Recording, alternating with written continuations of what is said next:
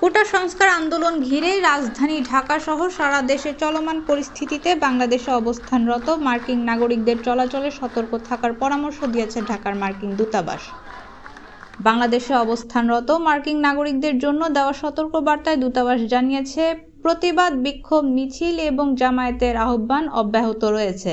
রবিবার থেকে অসহযোগ আন্দোলন শুরু হতে যাচ্ছে বলেও আমরা অবগত হয়েছি।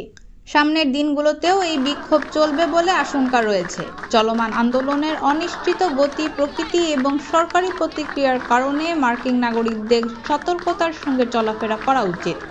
বাংলাদেশে কোনো মার্কিন নাগরিক অনিরাপদ বোধ করলে যুক্তরাষ্ট্রে ফিরে যাওয়ার কথা বিবেচনা করা উচিত বলেও উল্লেখ করা হয়েছে সতর্কবার্তায়।